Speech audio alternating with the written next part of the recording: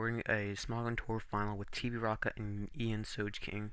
Um, it looks like he's going to lead Ian with a Jirachi. He's going to U-turn out of the Heatran to his Tyranitar. Um, Heatran's just going to get up his rocks. Ian's going to Thunderwave into TV-Rocka's Flygon. And then Ian's going to go to Fortress to try to spin away those rocks, but Flygon does reveal so the big Choice Band does a hefty amount to Fortress. Um, Ian's then going to go to his Rotom, as rocks are not up anymore. He can get him for free, absorb the Earthquake. TV-Rock is going to double to Blissey as Ian goes to Tyranitar. And TV-Rock is going to Thunder Wave as Ian's Tyranitar eats it with his Lumberry, goes for a pursuit for about 20%, and then switch back to his own Blissey to absorb that Thunder Wave. TV-Rock is going to go to his Heatran, going to try to get up some Stealth Rocks. As Ian's Blissey set up Stealth Rocks, they both get up their rocks, and Blissey is going to be paralyzed. Excuse me, it's going to paralyze Heatran. And then it's going to Seism Toss for about a third of his health, and that is where we are now. And it looks like Ian's going to try to sacrifice his Fortress.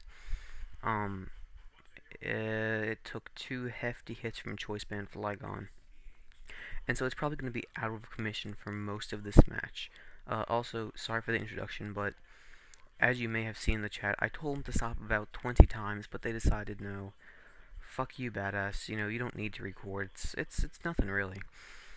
So Ian's going to actually try to preserve his Fortress for Death Fodder, and he's going to use that Death Fodder there, and he's going to make a risky move out to Rotom, since TV-Rocka could have Stone Edge there, which would have done a hefty amount, but he's going to get the crit paralysis. Not going to matter in the end, since Blissey's just going to be able to soft-boiled up as Ian decides to sacrifice his Fortress. It looks like Ian's going to have a tough time not only defeating that Choice Band Flygon, since it can't be worn down by hazards, and his main Dragon Resistance, I believe, Fortress. He also has a Jirachi, but, you know, Fortress probably more reliable, since Jirachi can get knocked out in one hit at any time, and his Scarfed is out of the picture. So Flygon's going to be a big threat in this game. TV-Rocka running also. What I was going for was TV-Rocka's defense slash his balanced defensive core. It's going to be a tough time powering through that because Ian runs a Stolier team, I believe. Just looking at it. There we go. Fortress, Tyranitar, Jirachi, Blissey, and Rotom. Oh, sorry about that. Polyseism. Whatevs. Alright, so yeah, Fortress, Tyranitar. He doesn't have a lot of offense to power through TV-Rocka, but he's also not going to be able to rely on hazards, since Fortress died an early death to spin the rocks. Ultimately died in vain, since Heatran just came back in and got up rocks.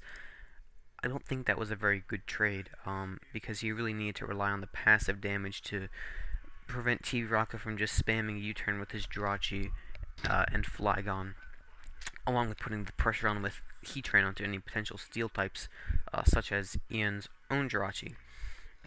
So here, I believe that TV-Rocka can win, not easily, but his best plan of action here would be to get in Flygon as much as possible, and from there on, use whatever attack. If you have Dragon Claw, that's cool.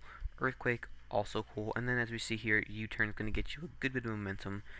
Ian's going to try to send out his Jirachi, since it's good against everything except for Earthquake.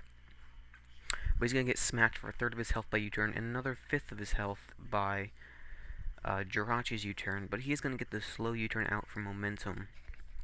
But as you can see, TV-Rocka's Stealth Rocks are taking a toll. And he reveals a Starmie, which really deadly for Ian at this point. His Rotom W is not at ideal health. It can't wall Starmie enough to be able to prevent the spin from happening. So he does have the Blissey, however, which, as you can see here, has Stealth Rock. So it's going to be a stalemate here as to whether Stealth Rocks stay up. And TV-Rocka is going to decide that he doesn't want to play that game. he's just going to switch out to his own Blissey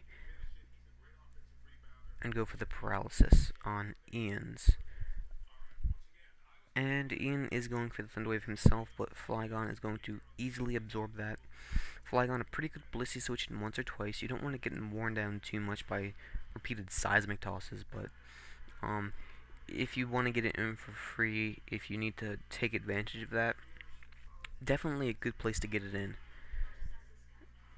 Flygon has, let's see, like 80 bulk across the board. You know, it's not great, but it's also not terrible, and I think it actually has the health to take 3 seismic tosses without rocks from full health. But as you see, he's just going to spam U-turn here. That's all he really needs to do, is to weaken down Ian's team enough to fire off a Dragon Claw whenever he comes in and net a free KO. Since, like I said, still only Stealth Rocks are down, but still, Tyranitar can eat a Dragon Claw, but he's literally the only one. Well, Blissey can. Blissey can't really retaliate, and Choice Banded Earthquake is going to do too much to Blissey. You know, he won't be able to recuperate from that. Ian's going to try a last-ditch effort to try to trick something on TV-Rocka's team. Questionable move there, since he could possibly use that to revenge kill the Flygon with the extra speed from the Choice Scarf.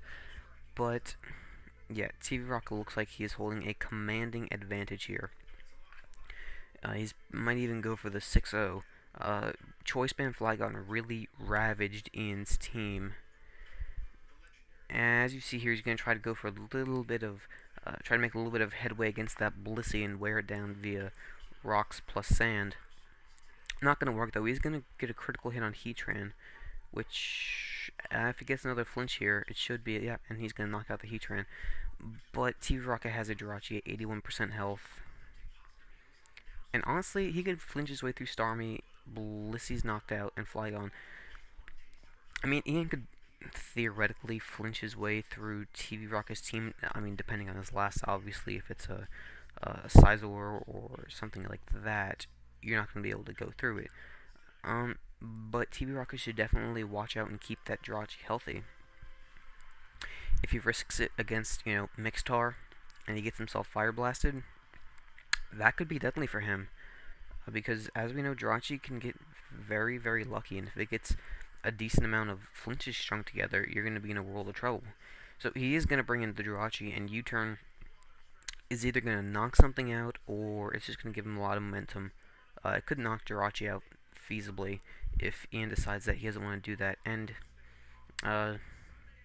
again, a questionable move, since that Jirachi seemed like Ian's ticket to a victory.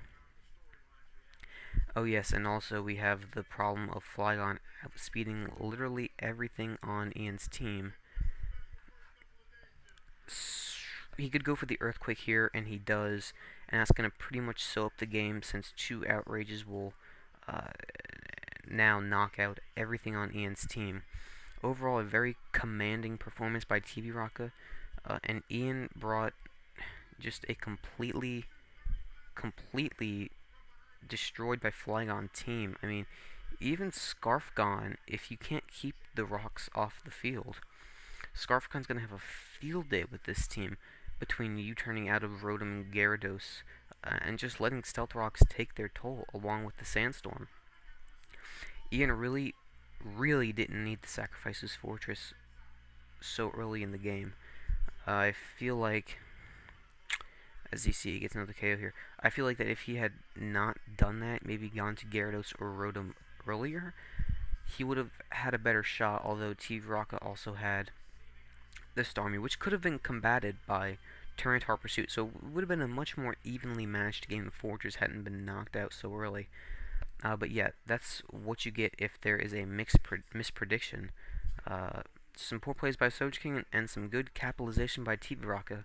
And so yeah, that is the Smogon Tour finals match, and this is Badass, and I'll see you next time, guys. Thanks for watching.